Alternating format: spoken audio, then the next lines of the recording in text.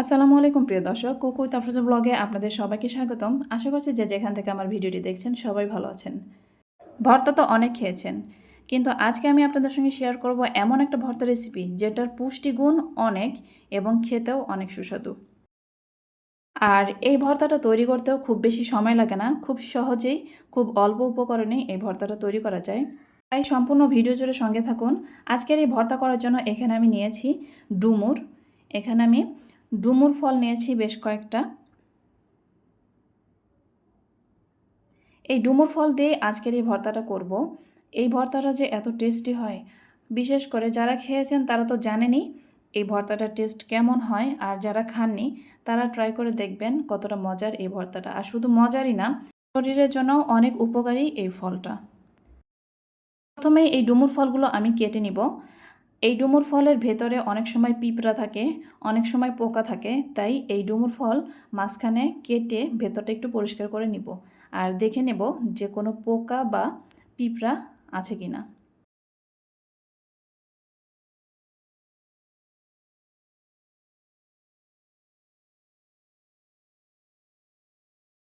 আমি এখানে একইভাবে সবগুলো ডুমুর ফল কেটে নিব।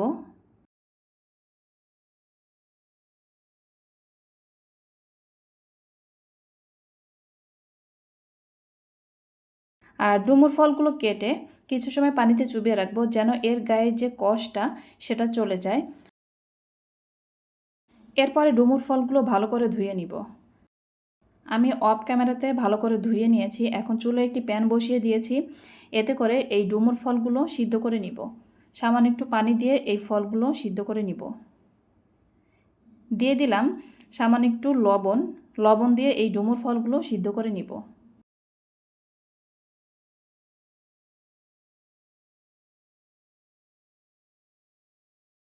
লবণ দিয়ে একটু নেড়েচেড়ে ঢাকনা দিয়ে ঢেকে দিব। ঢাকনা দিয়ে ঢেকে ভালো করে সিদ্ধ করে নিব। আর এই ডুমুর ফল সিদ্ধ করতে খুব বেশি সময় লাগে না, 5-6 মিনিটের মতো সিদ্ধ করলেই খুব সহজেই সিদ্ধ হয়ে যায়।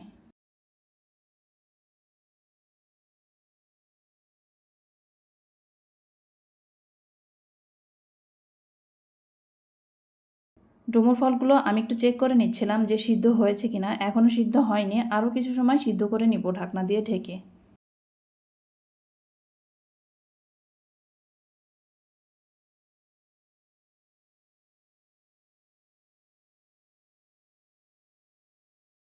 ডুমুর ফলগুলো সিদ্ধ করা হয়ে গেছে। এখন পানি ঝরিয়ে একটি পাত্রে আমি নিয়ে নিব।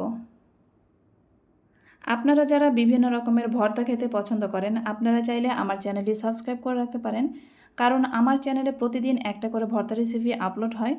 তাই যারা ভর্তাপ্রেমী আছেন, বিভিন্ন রকমের ইউনিক মজাদার ভর্তা খেতে পছন্দ করেন, তারা কিন্তু চাইলে আমার চ্যানেলটি সাবস্ক্রাইব করে রাখতে পারেন।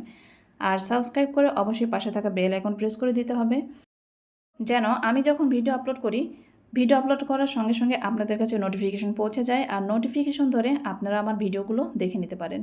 এদিকে ভর্তা করার জন্য আমি এখানে কয়েকটা শুকনা মরিচ সরিষার তেলে ভেজে নিচ্ছি। মরিচগুলো ভেজে তুলে নিয়ে এর মধ্যে দিয়ে দিলাম কয়েকটা রসুনের কোয়া, কয়েকটা দিয়ে দিলাম শুকনা মরিচ, আর দিয়ে দিলাম ছোট করে কিউব করে কেটে রাখা কয়েকটা পেঁয়াজ। এখন সব কিছু একসঙ্গে ভালো করে নেড়েচেড়ে কিছুটা লালচে করে ভেজে নিব।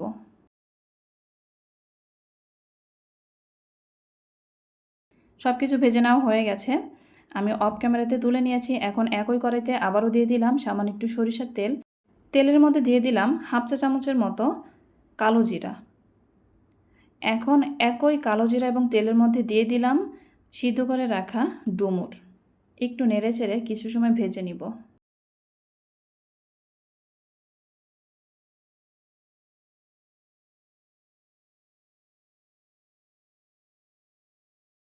একটু চেপে চেপে ভেজে নিচ্ছি যেন ডুমুরের গায়ে যে পানি আছে পানিটা শুকিয়ে যায়।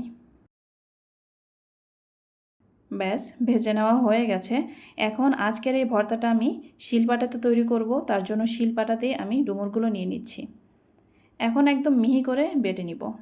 আপনারা যারা বিভিন্ন রকমের ভর্তা খেতে পছন্দ করেন, এই ভিডিও শেষে গিয়ে একটা প্লেলিস্ট পেয়ে যাবেন। সেখানে ক্লিক করলে আপনারা 50-এরও বেশি ভর্তা পেয়ে যাবেন, যেখানে আমার তৈরি করা বিভিন্ন রকমের মজার ইউনিক ভর্তা রেসিপি আছে। চাইলে সেই ভর্তাগুলো দেখে নিতে পারেন। অনেক সময় খাবারের রুচি থাকে না, কোনো কিছু খেতে মন চায় না, মাছ মাংস খেতে বিরক্ত, তখন কিন্তু এই ভর্তাগুলো অনেক ভালো লাগে। বিশেষ করে গরম ভাতে এই ভর্তাগুলো অসাধারণ লাগে। চাইলে প্লেলিস্টটা দেখে নিতে পারেন, সেখানে অনেক মজার ভর্তা আছে। এদিকে কথা বলতে ডুমুরগুলো আমি বেটে নিয়েছি, একদম মিহি করে বেটে নিয়েছি। এখন নিয়ে নিচ্ছি ভেজে রাখা পেঁয়াজ, রসুন, মরিচ।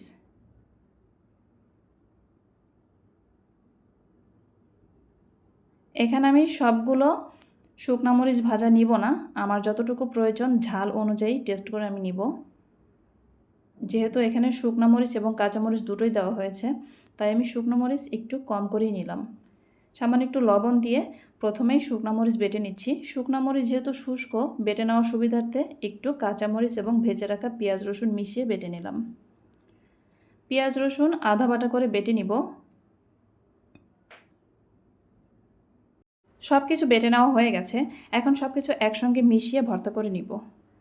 ভিডিওটি দেখতে যারা এ পর্যায়ে চলে এসেছেন, একটা লাইক দিতে ভুলে গেছেন, একটা লাইক দিয়ে আমার ভিডিওটি কিন্তু কন্টিনিউ করবেন। আর আমার চ্যানেলে ভিডিও যদি আপনাদের কাছে ভালো লেগে থাকে, অবশ্যই লাইক, কমেন্ট, শেয়ার করবেন।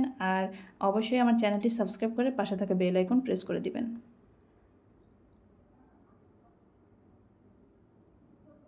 এদিকে আমি সব কিছু একসঙ্গে ভালো করে মিশিয়ে ভর্তা করে নিয়েছি।